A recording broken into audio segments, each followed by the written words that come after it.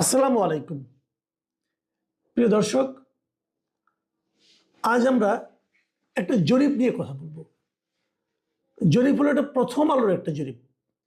প্রথম আলো বাংলাদেশে কিন্তু একটা গুরুত্বপূর্ণ পত্রিকা এবং বাংলাদেশের সরকার পরিবর্তন, সরকার গঠন, এই সমস্ত অনেক ক্ষেত্রেই প্রথম আলো কিন্তু দুর্দান্ত রকম কিছু ভূমিকা রাখে। আপনারা মনে করতে পারবেন আগে সরকারের প্রধানমন্ত্রী শেখ হাসিনা অনেকটা প্রকাশ্যেই প্রথম আলোর সঙ্গে যুদ্ধ ঘোষণা করেছিলেন।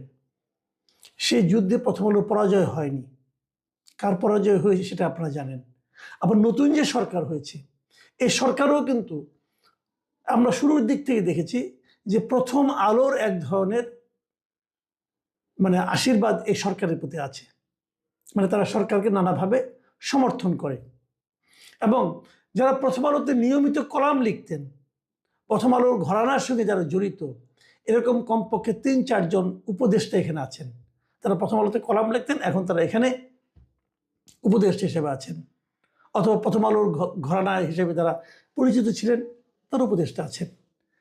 কাজেই প্রথম আলো অনেক সময় কিং মেকারের ভূমিকা বাংলাদেশে কাজ করে। বিগত 1-11 সরকারের সময় তাদের গুরুত্বপূর্ণ ভূমিকা কিন্তু আমরা দেখেছি। সেই প্রথম আলো যখন একটা জরিপ করে, তখন সেই জরিপকে কিন্তু গুরুত্ব দিতেই হয়। এবার তারা যে জরিপটা করেছে, সেই জরিপে তারা নিজেরা করেনি, একটা বেসরকারি গবেষণা প্রতিষ্ঠান কিমেকার্স কনসাল্টিং লিমিটেড এদের সাহায্য নিয়ে করেছে। ওরা করেছে প্রথম আলোর জন্য। কাজেই এটা প্রথম আলোরই বলে আমি বিবেচনা করতে পারি।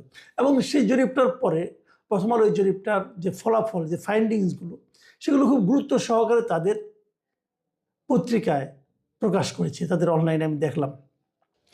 তো এই জরিপে কী ছিল, এই জরিপটা কাদের মধ্যে করা হয়েছে, কিভাবে করা হয়েছে, সেটা আমি পরে আলোচনা করছি। তার আগে আমি জরিপের ওই যে ফাইন্ডিংসগুলো, সেগুলো নিয়ে একটু কথা বলি। যেমন ধরুন, কতগুলি পয়েন্ট তারা আমি আপনাদের একটা ছক দেখাচ্ছি, দেখেন তাদেরই পত্রিকা থেকে নিয়েছি। সেখানে তারা কতগুলি জিনিস দেখিয়েছে যে কী কী ক্ষেত্রে সরকার ব্যর্থ, কোন কোন ক্ষেত্রে সফল, এবং কোন কোন ক্ষেত্রে সফল নাকি ব্যর্থ, এটা জরিপে যারা নাকি মতামত দিয়েছে তারা কনফার্ম না, বলতে পারছে না। এখানে দেখুন, মত প্রকাশের স্বাধীনতাকে নিশ্চিত করতে পেরেছে, এটা বলেছে 31.7%, এরা বলছে এটা ব্যর্থ হয়েছে। এবং 65.9% বলেছে যে তারা সফল হয়েছে। ধর্মীয় শান্তি ও সম্প্রীতি বজায় রাখার ক্ষেত্রে 34.6% বলেছে তারা ব্যর্থ হয়েছে, এবং 63% লোক বলেছে তারা সফল হয়েছে সরকার, এবং 2.4% তারা কনফার্ম না, নিশ্চিত না। বিগত আওয়ামী লীগ সরকারের সময় ঘটা নির্যাতন নিপীড়নের বিচারের ক্ষেত্রে এই সরকার 42% লোক মনে করে তারা ব্যর্থ হয়েছে, এবং 51% লোক মনে করে তারা সফল হয়েছে, এবং 6.4% লোক মনে করে তারা জানে না, বুঝতে পারছে নাকি। যাক, এগুলো আরও অনেক অনেক অনেকের আছে, সবগুলো আমি বলবো না, কয়েকটা বিষয় বলি।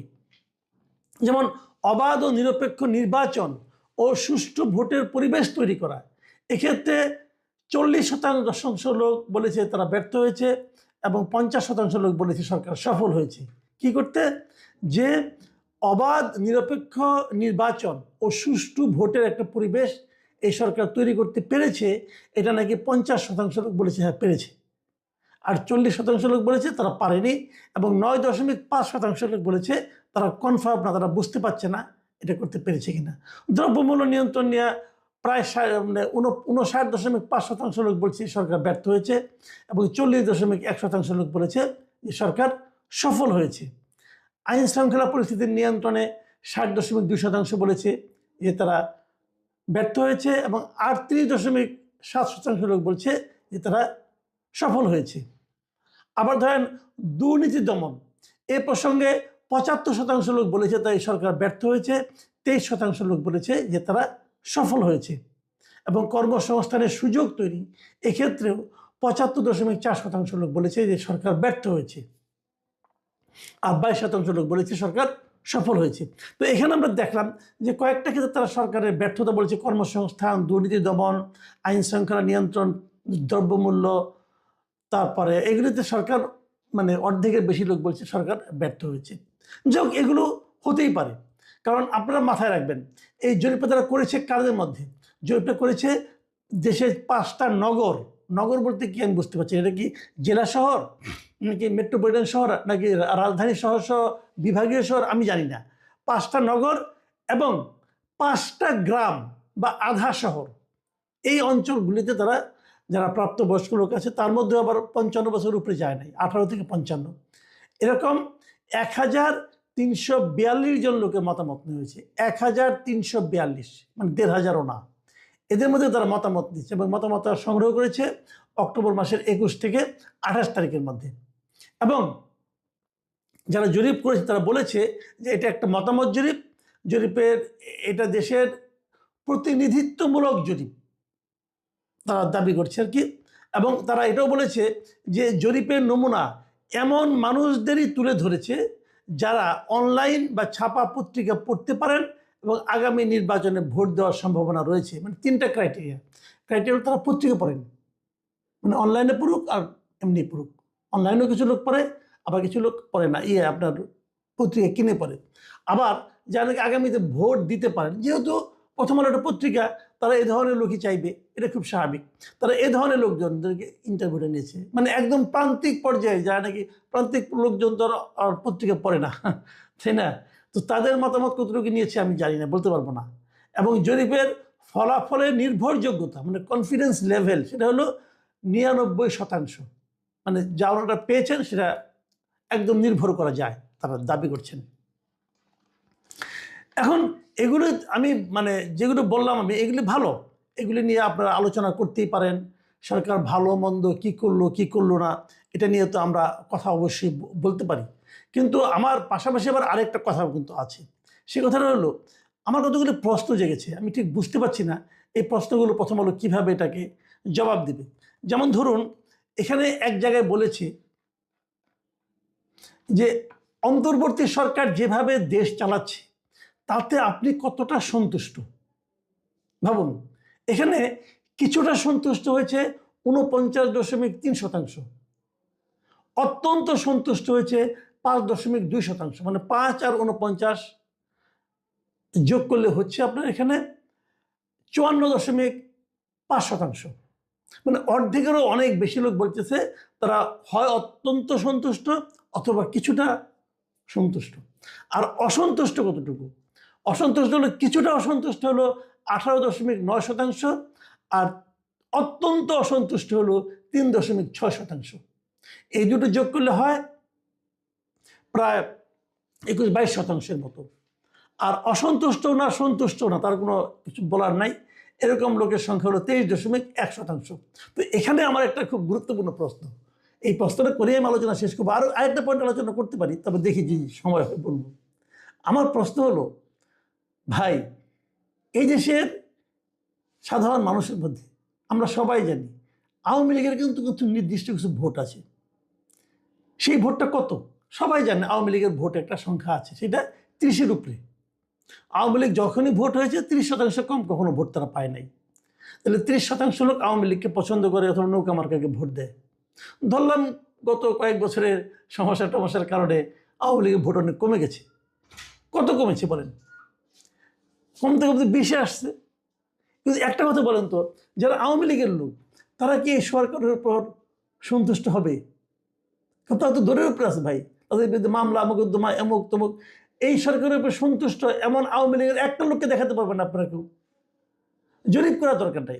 আপনার বাড়ির পাশে আশেপাশে আত্মীয় স্বজনের মধ্যে কেউ না কত আওয়ামী লীগ করে, ওদেরকে জিজ্ঞাসা করেন তো যে এই সরকার কি ভালো কিছু করছে? আওয়ামী লীগের প্রত্যেকটা লোক এই সরকারের প্রতি অত্যন্ত অসন্তুষ্ট, এতে কোনো সন্দেহ নাই। মানে কিছুটা অসন্তুষ্ট, অনেকটা সন্তুষ্ট, কিছুটা অসন্তুষ্ট, কিছুটা সন্তুষ্ট, এটা তো হতে পারে না ভাই। আওয়ামী লীগের লোকজন এই সরকারের উপরে প্রচণ্ডভাবে অসন্তুষ্ট। এটা কিন্তু বলার জন্য কোনো মানে বিশেষ গবেষণার দরকার পড়ে না। তাদের সংখ্যা আপনি বলছেন 3.6%। এটা কেমনে হয় ভাই? আবার একটু বুঝান, আমি বুঝি না ভাই, আমি বুঝি না। আমি এই ঘটনা এই দেখার পরে আমি 2জন লোককে ফোন টোন করছি, আওয়ামী লীগের লোক যারা আওয়ামী লীগের লিডার ওদেরকে বলছি আপনারা কি কিছুটা সন্তুষ্ট? ওই কিসের পর ওই যে চরম অসন্তুষ্ট তারা। কারণ এখন বলেন, হতে পারে এই সরকার ভালোই করছে, আমি অস্বীকার করি না, হতে পারে আওয়ামী লীগ খুব খারাপ, তবে মানলাম। কিন্তু ওই যে আওয়ামী লীগ খারাপ হয়, সেই খারাপটা এই সরকার করতে দিচ্ছে না। কিন্তু ওই লোকটার মনের ভাবটা কি? ওই লোকটা খারাপ কাজ করতে না পারার কারণে, যার কারণে করতে পারছে না, তার উপরে অসন্তুষ্ট হবে না? হবে তো। তাহলে চরম অসন্তুষ্ট 3.6% কি করে হয়? তাহলে এটা দুটো কারণ হতে পারে। একটা কারণ হতে পারে আপনারা জরিপ করার সময় আওয়ামী লীগের লোকদের কাছে যান নাই, বড় জোর 3.6% লোকের কাছে আপনি গিয়েছেন, বাকিদের কাছে যান নাই। সিম্পল কথা, যাদের কাছে গেছেন তারাই চরম অসন্তুষ্ট হয়েছে। অথবা আরেকটা হতে পারে যে আপনাদের এই জরিপটা ভালো হয় নাই। ওই যে বললেন না আপনি যে এটা নির্ভুলতার হার, মানে কনফিডেন্স লেভেল 99%, ওটা ভাই আপনার জন্য 99%, আমার জন্য না। এই জন্য আপনি যে কোনো লোকের কাছে যান, যাই বলেন যে এই সরকারের উপর চরমভাবে অসন্তুষ্ট কত, সেটা যদি 3.6% হয় রে ভাই, যদি বলেন আপনি, অন্য সমস্ত আলাপ বাদ দিলাম, যদি এটা আপনি বলেন, তখনই আপনার কনফিডেন্স লেভেল 0-তে চলে আসবে।